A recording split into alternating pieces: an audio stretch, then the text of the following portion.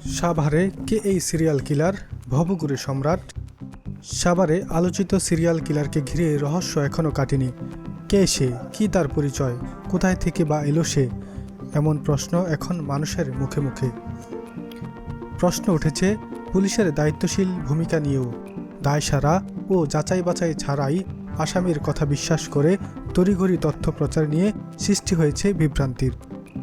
সাভারে পরিত্যক্ত পৌর কমিউনিটি সেন্টারে একের পর এক মরদেহ উদ্ধার। শেষমেশ সিসিটিভির কল্যাণে ভবঘুরে এক ব্যক্তিকে আটকের পর তার নাম মশিউর রহমান সম্রাট বলে জানায় পুলিশ। 6 জনকে হত্যার ঘটনায় ভবঘুরে সম্রাটকে আটক দেখিয়ে আদালতে পাঠায় পুলিশ।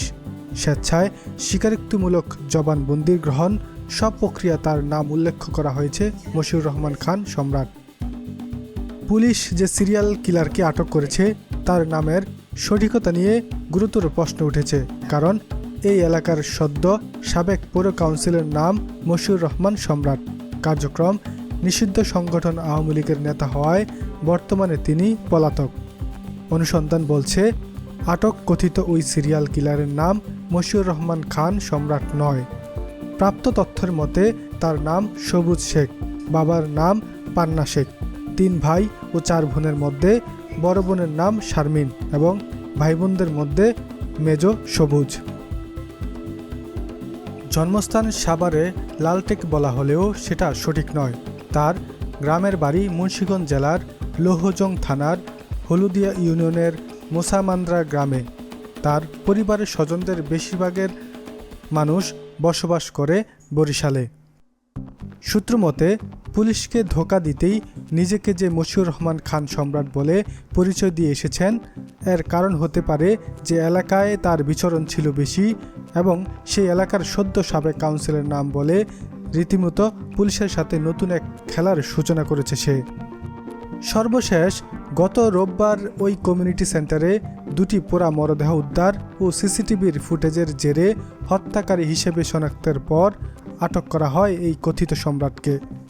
পরদিন পুলিশের ব্রিফিং এবং পুলিশের দেওয়া সংবাদ বিজ্ঞপ্তিতে উল্লেখ করা হয় আসামির নাম মশিউর রহমান খান সম্রাট ওরফে সাইকো সম্রাট।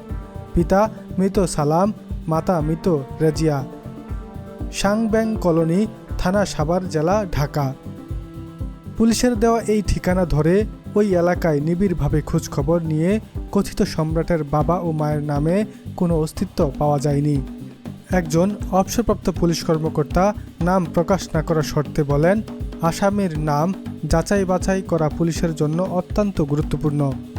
এর উপর নির্ভর করে মামলার মেরিট। অবসরপ্রাপ্ত পুলিশ কর্মকর্তা বলেন, থানার পুলিশ বা এসবি সদস্য আসামির বাড়িতে গিয়ে স্থায়ী ও অস্থায়ী ঠিকানা যাচাই করেন। প্রতিবেশীদের সঙ্গে কথা বলে তার চরিত্র, আচরণ এবং সামাজিক অবস্থান সম্পর্কে খোঁজখবর নেন। একজন আসামি তার যা ইচ্ছে তাই নাম বলল আর এমনি পুলিশ তা বিশ্বাস করল, এটা তো পেশাদারিত্বের অভাব। আসামির সঠিক নাম, ঠিকানা ও পরিচয় নিশ্চিত করতে, আসামির পরিচয় যাচাই করতে পুলিশ ভিন্ন এলাকার ক্ষেত্রে সংশ্লিষ্ট থানায় অনুসন্ধান স্লিপ পাঠায়। এমন একজন কথিত সিরিয়াল কিলারের ক্ষেত্রে পুলিশের ভূমিকা দায়িত্বের অবহেলার শামিল বলে মন্তব্য করেন অবসরপ্রাপ্ত এই পুলিশ কর্মকর্তা। রাকিবুল হাসান, প্রধান সংবাদ।